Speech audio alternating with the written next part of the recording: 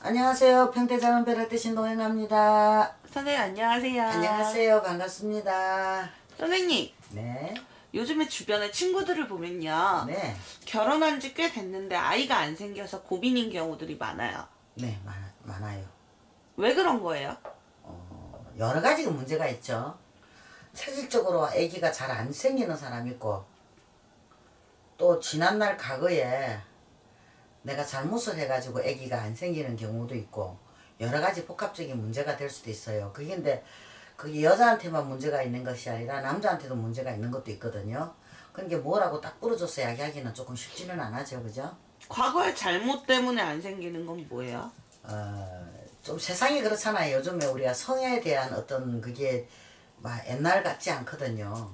우리가 옛날엔 여자는 무조건 정조를 지켜야 된다, 무엇을 해야 된다, 몸가짐을 바로 해야 된다 이런데 요즘은 젊은 사람들은 그런 거는 완전히 좀 개방이 돼 있다고 봐야 되겠죠. 그죠?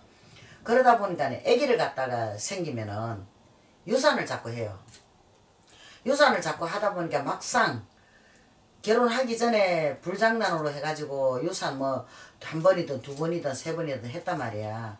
해가 이제 그러고 이제 세월이 흘러갔다 결혼을 했어. 막상 애를 가지려고 하니까 애가 안 들이쓰는 경우가 여기도 점사를 또 보러 오는 사람들도 많이 있거든요. 이게 그런 경우죠. 잘못된 부분이라는 거는. 이게 쉽게 말하면은 요새는 옛날에는 이게 사주를 봐주면은 당신 평생 사주에 아들이 맺히고 딸이 맺히다 하고 설명을 했는데 요즘은 그 설명 못해요. 왜요? 유산을 다 해버리고 하니까. 아, 유산을 하면 그 사주에 있는 자식이 애기가 나가요? 없어지는 거지. 왜요? 그게 맨 그 자식이었으니까.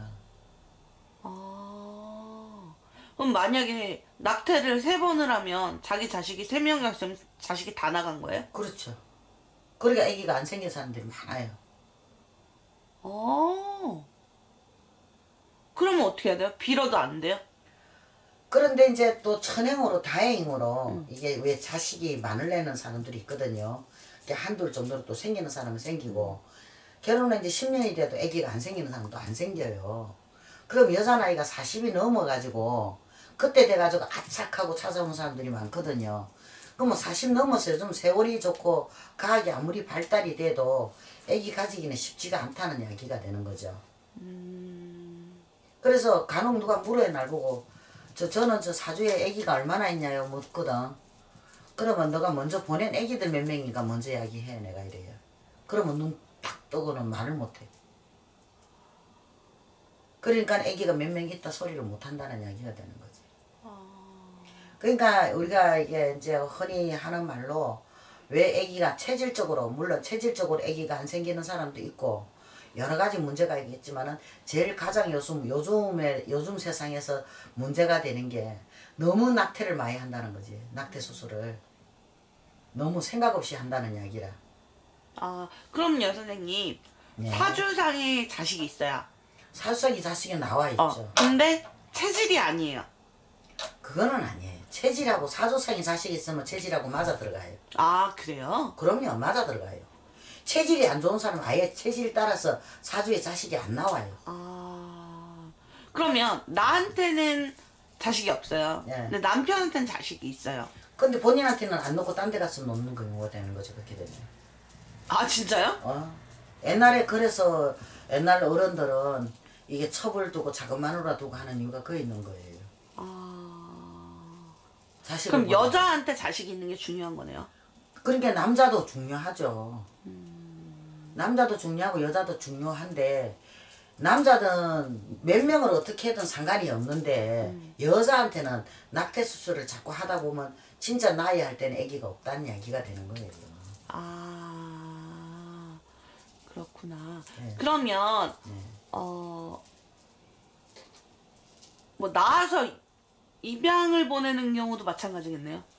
그것도 이미 내 팔자에 있는 자식이니까. 그건 나왔으니까. 나왔으니까. 그 자식도 내 자식이잖아요. 그죠?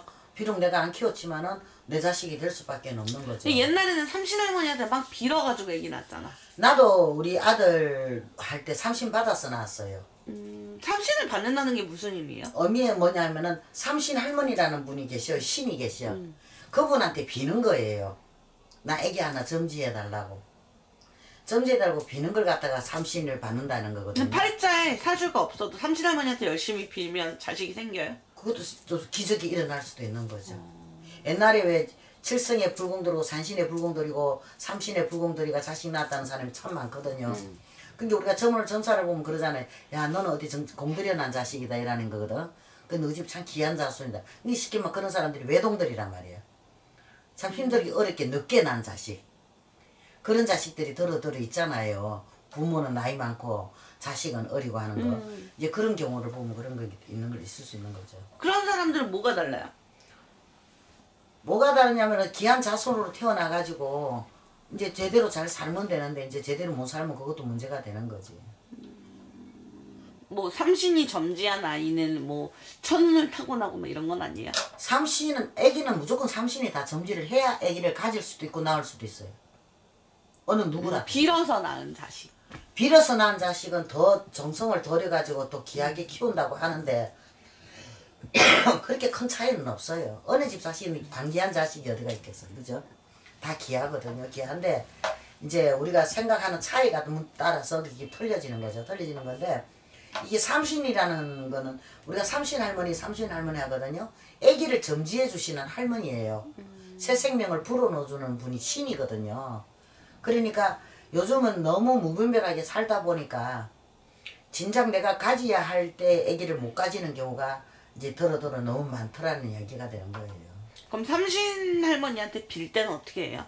이제 삼신상이 있어요. 따로 삼신 받는 그거 방법이 있어요. 무속행위를 통해서 삼신을 받을 수 있는 거군요. 그렇죠. 아, 그렇구나. 그러면은 삼신 할머니한테 그렇게 무속행위를 하고 나면 자식이 생기는 경우가 있죠. 있어요. 예, 나도 삼신 받아서 낳았으니까. 나부터 그런 계기가 되거든. 나도 건강이 안 좋으니까 7달 반, 8달 반 애 뱃속에 다 키워가지고 그냥 사산이 됐거든요. 사산이 돼가지고 이제 문제가 있다 이래가지고 엄마가 이제 쉽게 말하면 삼신 받는 구슬 시작을 한 거야. 그래서 삼신을 받아가지고 지금 아들 하나 있는 걸 저걸 낳아 얻은 거지. 그렇구나. 삼신 할머니가 예. 영화 속에서 보면 아이들을 보호해주고 아이들을 되게 예뻐하잖아요. 그렇죠. 많이 사실이에요? 사실이죠. 어떤 신념이에요? 10살까지는 삼신 할머니 보호 아래 있다고 보면 돼요. 그러니까 10살 아래 애기들이 목숨 잃는 경우가 많잖아요. 네. 그거는 무조건 부모 잘못이라 그러는 거예요. 부모가 그 자식을 관리를 못해서 갔다고 이런 이야기를 많이 하거든요. 그러니까 부모가 죄가 많아서 자식을 앞세웠다 이렇게 이야기하죠.